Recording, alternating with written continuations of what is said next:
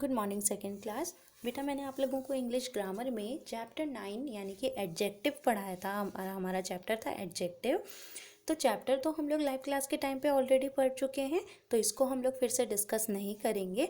अभी इस वीडियो में मैं आप लोगों को इसके एक्सरसाइज पार्ट को एक बार समझा दूंगी, जो आप लोगों को अपने बुक में और अपने नोटबुक्स में कंप्लीट कर लेना है। ठीक है, तो एक बार क्विक रिव्यू दे देती हूँ मैं आपको। एडजेक्टिव्स क्या होते हैं?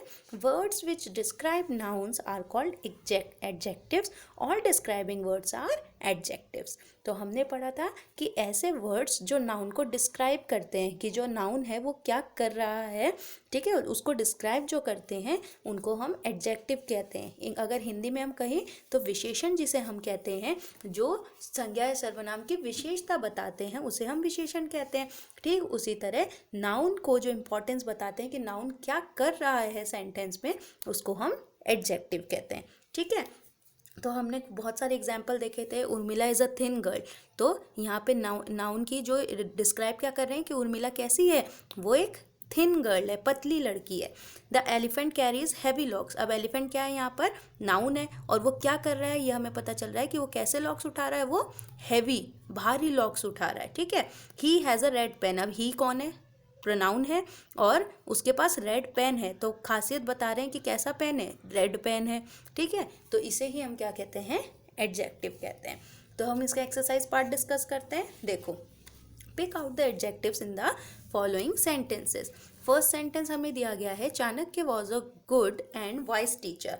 तो चाणक्य की यहाँ पर इसको डिस्क्राइब कैसे किया गया? चाणक्य को, चाणक्य क्या है, नाउन है, और उसको कैसे डिस्क्राइब किया है कि वो गुड एंड वाइज टीचर थे। तो उनकी खासियत क्या थी? गुड एंड वाइज होना। तो यही उनकी एडजेक्टिव हो गया, इस सेंटेंस में ये एडजेक्टिव हो गया। Anil lives in a big red house. Anil जो है वो बड़े से रेड कलर के हाउस में रहता है। तो खासियत क्या है कि उसका घर बड़ा है और रेड कलर में। तो बिग और रेड दोनों ही क्या है, एडजेक्टिव है। थर्ड है, the red fort is made of red stones. जो रेड फोर्ट है वो रेड स्टोन से यानी लाल पत्थरों का बना हुआ है। तो रेड फोर्ट की खासियत क्या बताई कि वो लाल पत्थरों से बना हुआ है। पत्थर का कलर क्या है, लाल है, तो रेड क्या हो गया, एडजेक्टिव हो गया। I like pink dress. तो इसमें खासियत क्या बताई गई है कि ड्रेस जो है वो कैसी है, वो पिंक है, तो पिंक क्या हो गया, एडजेक्टिव हो गया। The wood cutter was an honest man. ठीक है, तो अब वुड कटर की इंपॉर्टेंस बताई गई है कि वो कैसा मैन है, वो ऑनेस्ट मैन है, तो ऑनेस्ट क्या हो गया, एडजेक्टिव हो गया। There are 4 members in his family. उसकी फैमिली में 4 मेंबर्स हैं। ठीक है, तो उसकी फैमिली के मेंबर्स के बारे में खासियत क्या बताई गई कि कितने मेंबर्स हैं, 4 है, तो एडजेक्टिव हो गया 4। नेक्स्ट है, द सन इज हॉट। जो सूरज है वो बहुत गर्म है, तो सन की विशेषता क्या बताई गई है कि वो हॉट है, तो हॉट का क्या हो जाएगा, हमारा एडजेक्टिव हो जाएगा। The boy was weak. जो लड़का है वो कमज़ोर है, तो लड़के की क्या खासियत बताई गई है, क्या उसको डिस्क्राइब किया गया है कैसे कि वो वीक है, तो वीक जो वर्ड है वो क्या है, एडजेक्टिव है।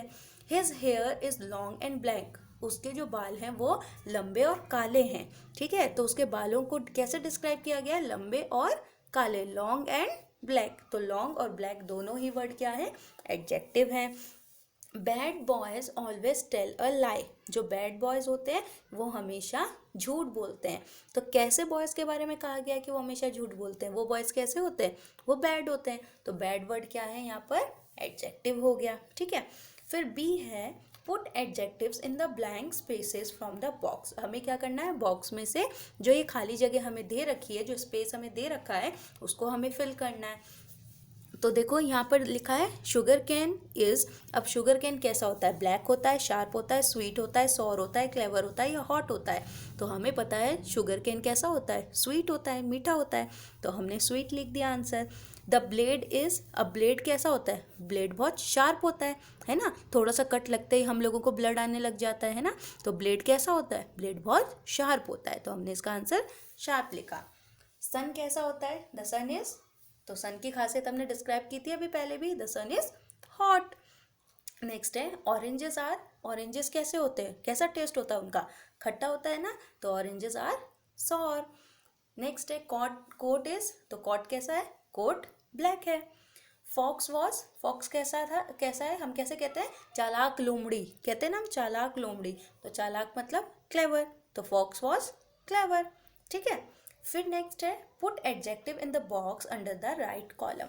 अब हमें यहाँ पर इस कॉलम में ऑप्शंस ज़्यादा दे रखे हैं और हमें यहाँ पर ब्लैंक्स कम है, ठीक है। ऑप्शंस 15 है, ब्लैंक 12 है, तो हम चाहें तो हम कोई सा भी वर्ड लिख सकते हैं, लेकिन हमें क्या ध्यान रखना है कि यहाँ पर जो हम लिखेंगे वो किसी पर्सन या एनिमल से रिलेटेड होना चाहिए, ठीक है, किसी इंसान या किसी जानवर से रिलेटेड होना चाहिए।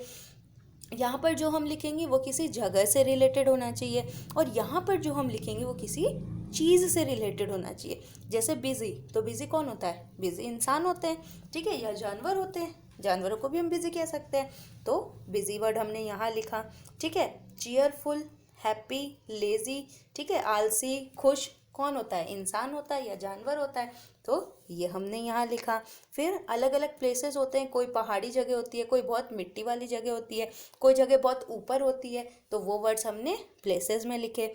और जो चीज़ चीज़ों से रिलेटेड होती है, जैसे कोई चीज़ टेस्टी हो, या कोई चीज़ राउंड हो, गोल हो, या कोई चीज़ बहुत बड़ी हो, या कोई चीज़ गीली हो, तो उसको हम किस में लिखेंगे? थिंग्स में लिखेंगे, ठीक है। इन वर्ड्स को हमने थिंग्स में लिखा, इन वर्ड्स को हमने प्लेसेस में लिखा, और इन वर्ड्स को हमने पर्सन्स या फिर एनिमल्स में लिखा, ठीक है।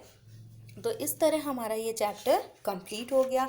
रीडिंग हमने पहले कर ली थी, एक्सरसाइज पार्ट हमने अभी डिस्कस कर लिया, तो इस तरह हमारा ये चैप्टर कंप्लीट हो गया।